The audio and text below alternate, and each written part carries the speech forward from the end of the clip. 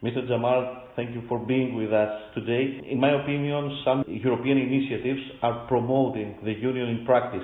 Erasmus, now Erasmus Plus, is a rather indicative one. First of all, are there any memories during these 30 years that you may share with us regarding Erasmus? Well, it's interesting because I remember very well when we launched Erasmus 30 years ago. I was working in the Department for Education at that time, and I knew quite well the people that had launched Erasmus. And it was interesting because in the beginning it was very much a sort of a volunteer story. I mean, a few universities got together with a few people from the Commission and a few people in the member states to launch this idea of exchanging opportunities for students to go and study in another country. It took immediately a big positive response. And it shows that, when we do things for people that are concrete, that people understand, that people can participate in, particularly young people, well, these projects are successful. I mean, 30 years ago, I would never have imagined that we would have 30 years later more than 5 million people that benefited from this scheme. Some say that by getting a pan-European identity, a pan-European education, you end up to a more powerful professional. Is this true? Do you agree with this? Well, I worked on several of these projects. I mean, I worked a bit on Erasmus, of course, but I was also responsible, for instance, for a project that was called the European Year of Workers' Mobility, and I was working on a portal that's called EURES, and people don't know this project either. It's a sort of parallel project than Erasmus, but for young workers. We have in Europe today about 25 million people who are unemployed. At the same time, we have about 4 million jobs that are not occupied, because in some countries, in some regions, you may have a deficit in some professional areas and in other countries a surplus. And this possibility in EURES offers young people the possibility to go and work for a time in another country. Now, Erasmus and EURES, from these experiences, I have seen very good returns. It's not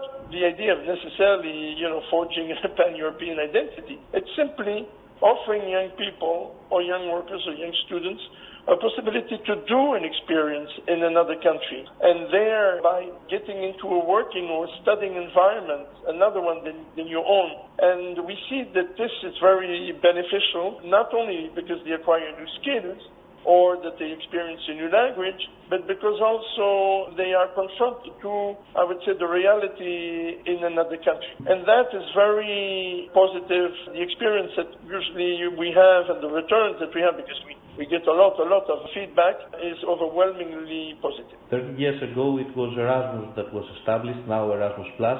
Today, actually, recently, it was last December. There is also another effort targeted to the youth of Europe. I know you're involved in this, and there are some recent announcements made by the EU. Actually, what is the target? And I think it's a popular initiative from its establishment. Thousands of people, yes, young people have already registered in this. Well, we launched it, this is a project that was announced by the President of the Commission, Jean-Claude Juncker, in his State of the Union speech in Strasbourg on the 14th of September. And he announced that it would be launched by the end of the year, so we worked very thoroughly on the project. But we did launch it, as expected, on the 7th of December. This project runs a bit parallel to Erasmus or to EURES, offering this possibility to go and work in another country. The European Solidarity Corps is a third instrument in this line that completes the two others. The idea here is, well, actually it's based on the fact that we realize at the moment around 100 million people in Europe that are engaged in solidarity or charity or volunteering activities, which is a lot. And a lot of young people are interested in doing so. And we also, after the referendum in the United Kingdom, received a lot of messages from young people and say, well, I feel European. What can I do to help Europe?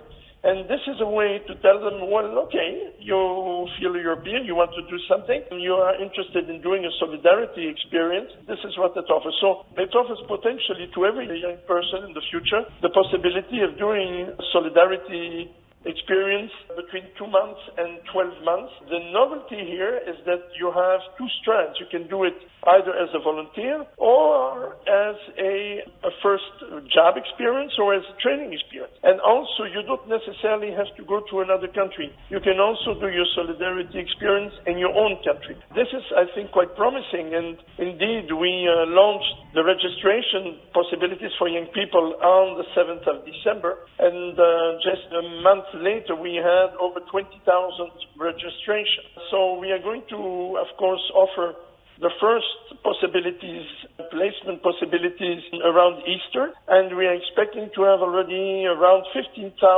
young people engaged in this Solidarity Corps by the end of this year. The objective is to have 100,000 by 2020. We are talking about pan-European initiatives like this one. We are talking about anniversaries, 60 years of the first treaty of the EU, 25 years after the Maastricht Treaty. But nowadays there are rather difficult political procedures within the EU. Are you worried that the results may lead to an anti-European system or something that doesn't affect the Union of Europe?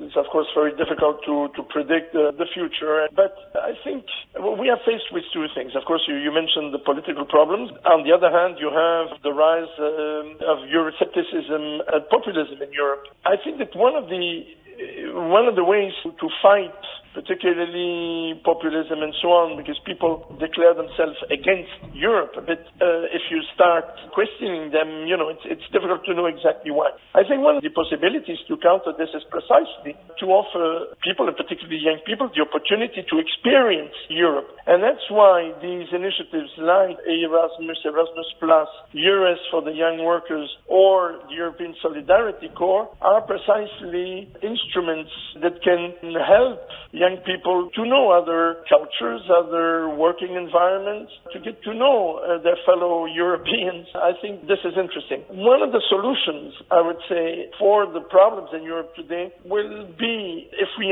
manage, I would say, to speak to the people, to get more directly in contact with the people. And these instruments, I think, are one of the good ways to do so. Mr. Jamar, thank you for being with us, and we'd love to see you in Athens as soon as possible. I know you're a fan of Greece. And I will be back in Greece very soon, of course.